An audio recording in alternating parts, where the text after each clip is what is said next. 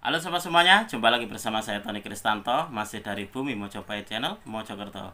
Nah sobat semuanya, di episode kita kali ini saya ingin mengajak kalian semuanya untuk mengenal dari salah satu pamor yang keberadaannya sangat langka sekali dan menjadi buruan para kolektor. Dan pamor ini sobat semuanya, ini menjadi sebuah prima dona tersendiri di antara para pecinta Tosan Aji. Nah pamor apakah itu? Langsung saja kita akan review bersama.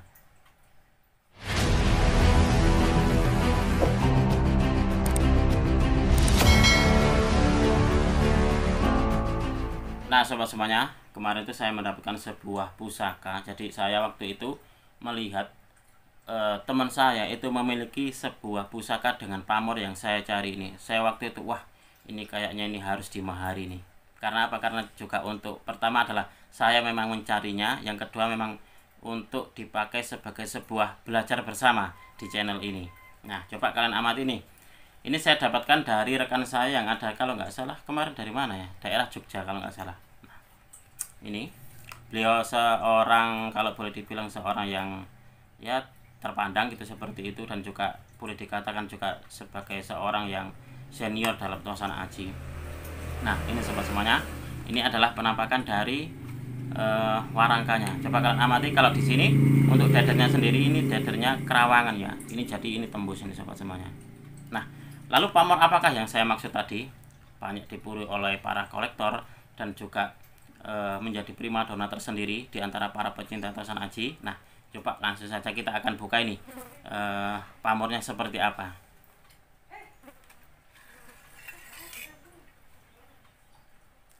Nah, sama semuanya, coba kalian amati. Kalau kalian melihat di sini, ini ada semacam kayak pola pamor. Dia bulat, bulat, bulat seperti itu.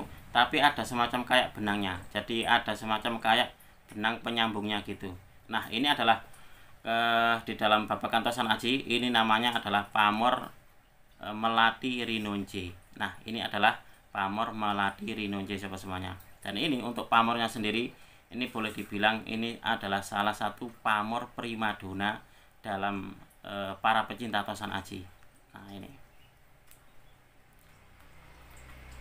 garisnya sangat bagus sekali dan pamornya juga sangat bagus sekali. Untuk sayangnya, untuk di pamornya ini masih belum diwarangi sobat. Jadi kemarin saya menanyakan kepada beliau seperti ini,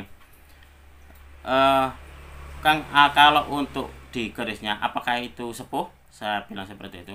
Ya ini sepuh. Estimasi mana? Estimasinya di Mataram, katanya seperti itu. Lalu kenapa? Apakah itu untuk warangannya? Apakah warangan lama ataukah seperti apa? Karena kalau saya melihat waktu itu kan dia tidak putih, jadi kelem gitu. Ya karena saya memang menyukai warangan lama mas. Jadi saya nggak begitu tertarik dengan warangan baru. Jadi kesannya itu apa ya? Mubiar itu beliau kurang suka. Jadi memang setiap orang itu berbeda-beda sobat semuanya. Jadi kemarin saya menelpon salah seorang rekan saya. Jadi salah seorang rekan saya itu beliau punya waktu itu keris belarak kalau nggak salah. Itu dalam keadaan kotor. Jadi dalam keadaan kotor, lalu ada pemahar dan sudah ditransfer. Lah, teman saya itu inginnya di hatinya itu biar kerisnya ini bersih nanti di orangnya, biar bersih, terus juga untuk pamornya pun juga biar terlihat. Setelah itu beliau bersihkan, lalu dibersihkan terus diwarangi. Nah setelah dibersihkan dan diwarangi lalu ditunjukkan kepada sang pemahar. Nah ternyata sang pemaharnya itu tidak berkenan. Saya itu sebenarnya suka yang apa adanya. Jadi gitu.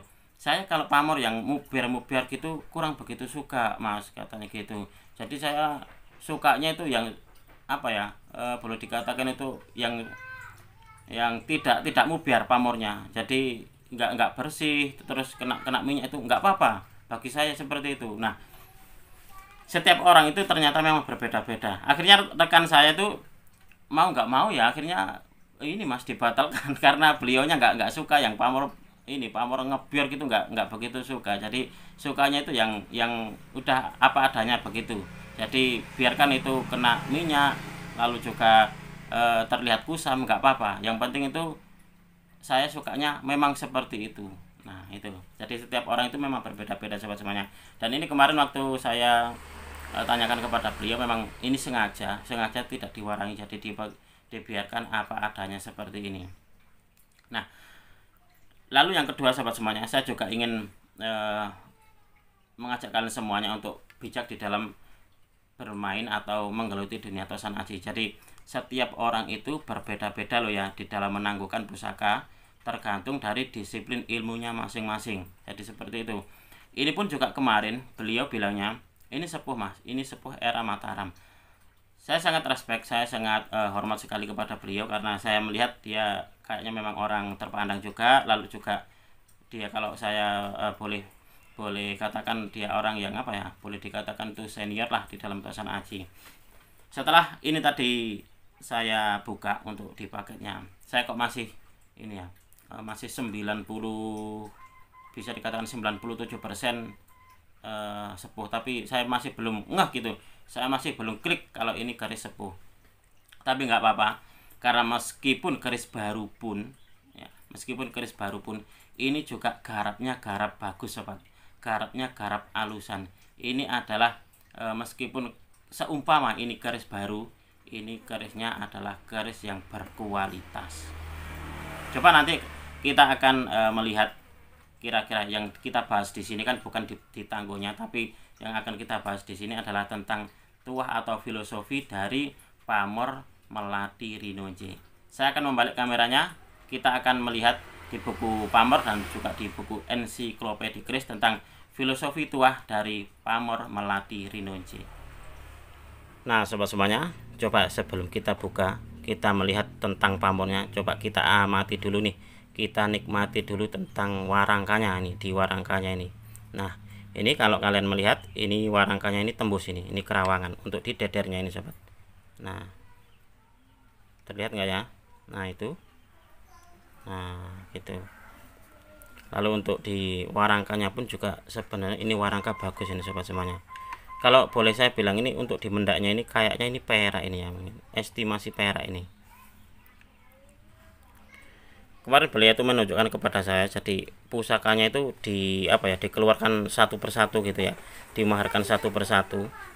Nah ini lawasan ini sobat.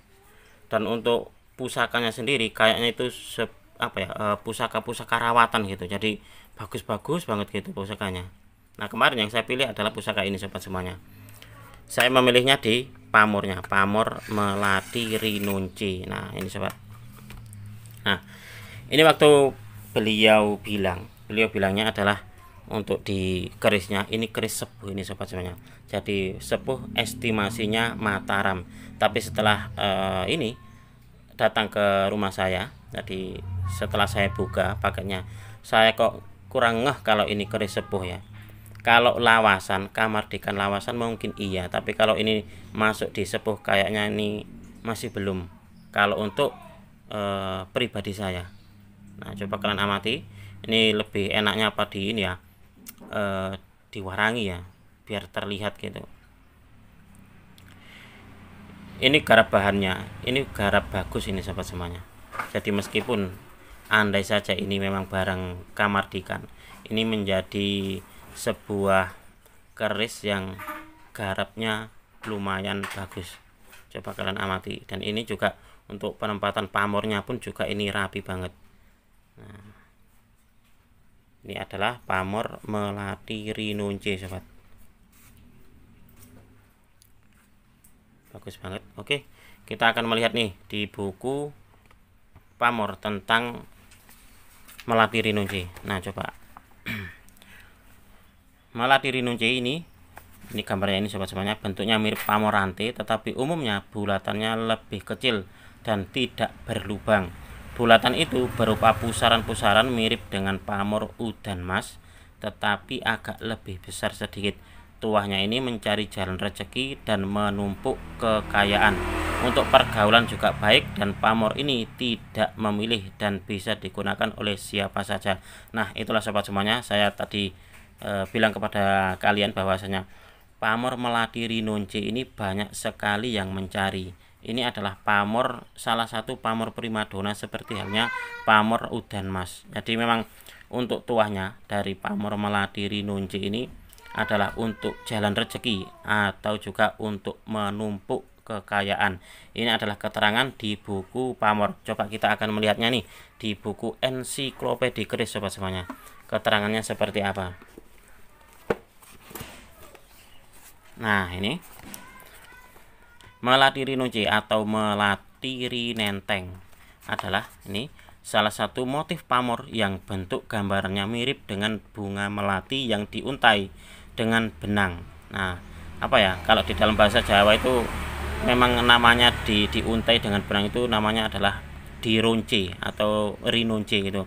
Bulatan-bulatan yang berlapis berderet di sepanjang bilah keris mulai dari bagian pangkal sampai ke ujung, dan bulatan-bulatan itu dihubungkan dengan garis pamor. Nah, pamor ini tergolong pamor rekan, tetapi tidak tergolong pamor yang pemilih.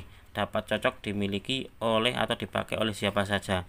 Sebagian pecinta keris yakin bahwa pamor ini bertuah dapat mempermudah mencari rezeki dan menumpuk kekayaan. Nah, ini untuk di keterangannya hampir sama ya. Ditinjau dari segi teknis pembuatannya, pamor melati rinunci tergolong pamor melumah karena lapisan satonnya sejajar dengan permukaan keris. Nah, ini adalah gambarnya untuk di buku ensiklopedia keris tentang pamor melati rinunci sobat. Coba kita akan melihat nih. Ini bentuknya ini bulat-bulat gitu, dan disambung dengan semacam kayak untaian, kayak benang gitu seperti itu. Nah, inilah yang dinamakan dengan melati rinunci. Melati, bunga melati yang diuntai dengan benang. Nah, ini untuk tuahnya sendiri ini adalah dalam hal kerezekian dan menumpuk kekayaan.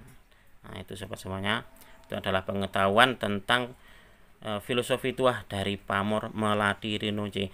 Kemarin tuh teman saya bilang, pemilik pusaka ini bilang di bagian sor-sorannya itu ada semacam kayak wajah mas. Jadi kalau yang suka esoteri mistis, jadi sangat cocok sekali gitu. Di bagian mana ya ada gambar wajahnya, katanya seperti itu. Kalau nggak salah ini kemarin. Nah ini sobat semuanya, ada semacam kayak wajah seseorang gitu. Coba kalian amati apakah ini, kalau menurut kalian apakah ini masuk di estimasi sepuh ataukah sependapat dengan saya ini kamardikan tapi lawasan. Nah, karena setiap orang itu sobat semuanya dalam hal penangguhan itu terkadang berbeda-beda. Jadi tergantung dari disiplin ilmunya masing-masing. Nah, kalau seperti ini dipakai menjadi sebuah perdebatan, maka tidak akan ada habisnya.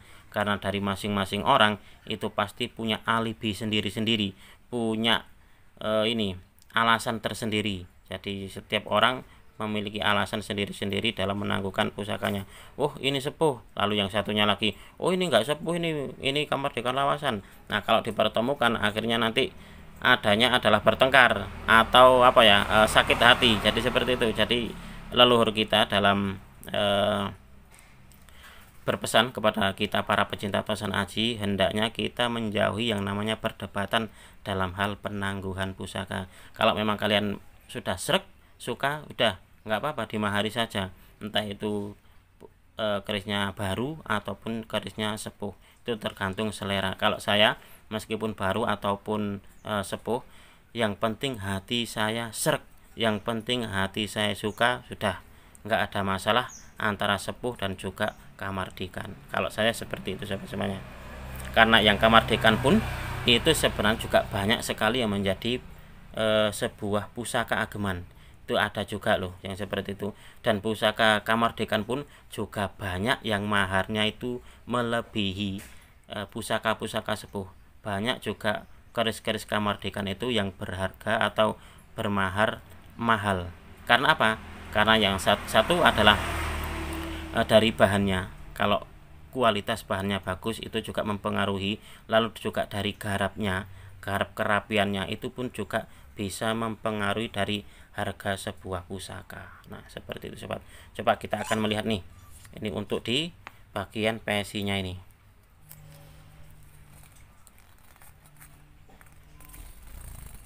Nah, ini adalah bagian PSI-nya ini sobat semuanya. Nah, seperti ini.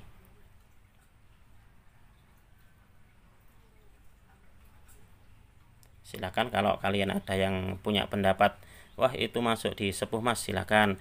Kalaupun ada yang berpendapat Mas itu kemerdekaan lawasan, silahkan.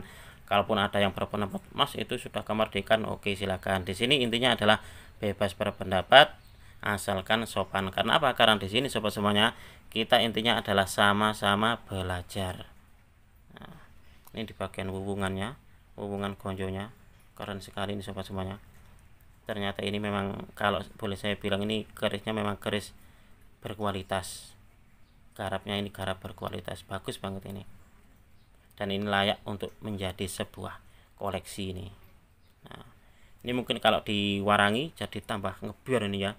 Kalau saya kan lebih suka diwarangi. Kemarin waktu saya meminta pendapat kepada beliaunya, apakah itu enaknya diwarangi atau seperti apa Kang? Itu masalah selera Mas. Kalau saya itu seleranya adalah tanpa diwarangi, jadi saya biarkan apa adanya warangan lawasan. Kalau Mas Tony suka di warangan yang baru yang ngebior, ya silakan, nggak apa-apa. Semuanya itu kembali lagi ke pemilik, jadi selera masing-masing orang. Nah demikian tadi sobat, kita sudah mereview bersama tentang salah satu koleksi terbaru saya yang baru saja saya dapatkan dari seseorang yang ada di daerah Yogyakarta. Semoga video ini bisa bermanfaat bagi kalian semuanya, khususnya bagi kalian para pecinta tosan aji pemula. Apabila ada kesalahan dan juga ada kekurangan dalam saya menyampaikan review tadi, saya mohon maaf yang sebesar-besarnya. Dari saya cukup sekian. Terima kasih dan salam dari bumi Mojopahit.